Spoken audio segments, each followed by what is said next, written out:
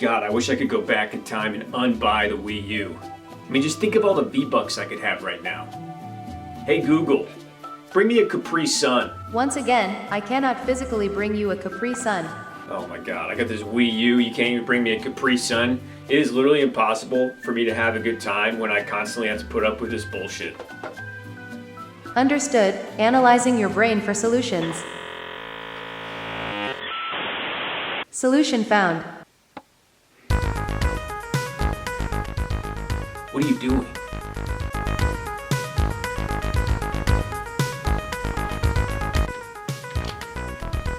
This music makes me feel, makes me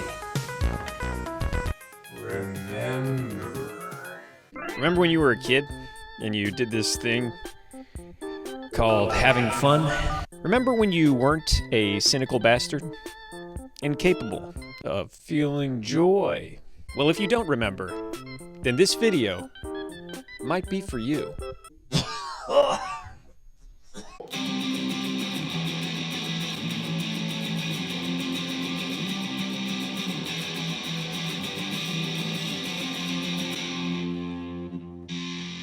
Hello, it's me.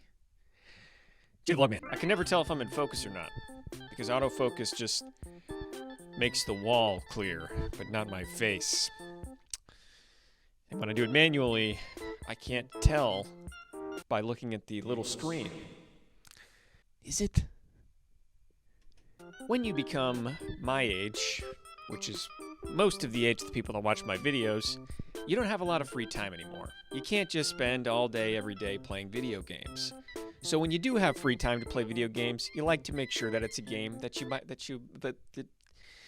to make sure that it's a game that you would want to play, because, you know, why are you going to spend your time playing something that you don't? Wow, this guy gets it. He must be really smart. And here's the thing, even when you find a game that you want to play, it takes about 15 minutes for you to start having fun, because you can't stop thinking about the fact that tomorrow morning you get to see your stupid manager's face for the 10,000th time. But regardless of all that, we all have games that when we played when we were kids, it didn't matter. We just played whatever the fuck we had, and we enjoyed it. We were like, this is amazing. This is the future. We all had games that were the first games that we ever played.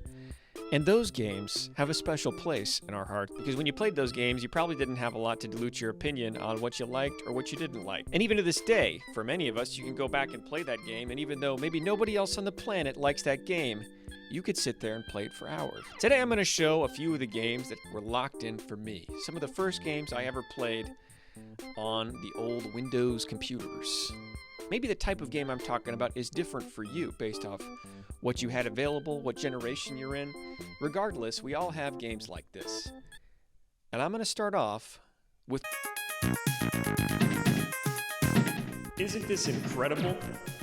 Aren't you glad it took almost 4 minutes to get to this part of the video?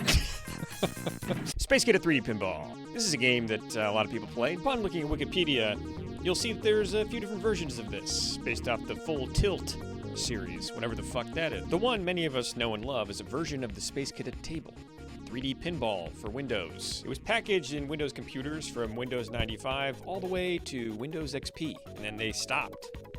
Because I guess gaming's too good now. I guess we're all too spoiled, rotten little babies. Actually, it was apparently because once they upgraded to 64-bit computers, there was a glitch and they couldn't figure out how to fix it.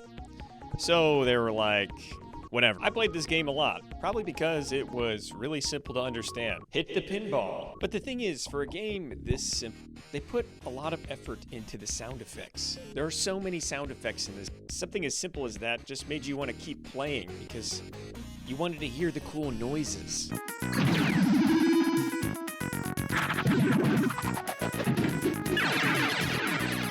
And then it has the fact that pinball is just a tried and true game that people like playing. It's like Uno. People have been playing that game for a long, long time. And it always looks a little different depending on who you're playing with. And I don't know. I never know what the rules are.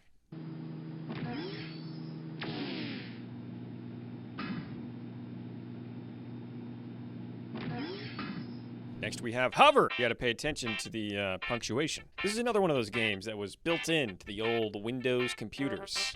Although this one wasn't on Windows computers as long as Pinball was. Probably because it was too far ahead of its time. I spent a lot of time playing this game. Even though it was basically just capture the flag, I never actually went and tried capturing the flags. All I did was hover around and explore the maps. I always felt like I was inside of the computer. And that's because there was a screensaver that made it look like you were traversing through a 3D maze on old Windows computers. And so when I played this game, I thought, this is what the inside of computers looks like. This is virtual reality. This is the Matrix. And I get to fly around it in a hover car. Anyways, there were pretty much only 3 maps in this game. And by pretty much, I mean there was only 3 maps in this game. And you had different power-ups you could find. You could find a spring that made you jump up and down. You could find a thing that made you plant walls behind you, which really was never that useful. And then there was a thing that I think makes you invisible. I was never actually sure, to be honest with you. Next we have Chip's Challenge. Now this game is considered by me and many others to be a masterpiece. Now this didn't start out as a PC game. It started out on the Atari and then made its way over to the PC in later versions. The version that I know, the version that you're seeing in the screen right now, is the one that I played. And you can get it on Steam right now. You can only get it right now. If you don't buy it right now, you'll never be able to buy it again. It won't exist. That's the way it works. This is a great example of a game that looks very simple and has very simple mechanics, but gets very, very convoluted and complicated. It's a puzzle game that also has a lot of challenges that involve using speed and wit. There are different colored keys that go to different colored doors, different types of shoes that let you walk on different surfaces, blocks that you can push around, buttons that activate or deactivate different things. And while only using these simple mechanics with extremely simple graphics, they took every single idea in the game and maxed it to its ultimate potential. That is a great sentence that I just said. Everybody had a game that was the first game. Game that they love from long ago. What was that game for you? Maybe you could mention it. Anyways, if you made it this this part of the video, thank you. Thank you for watching it.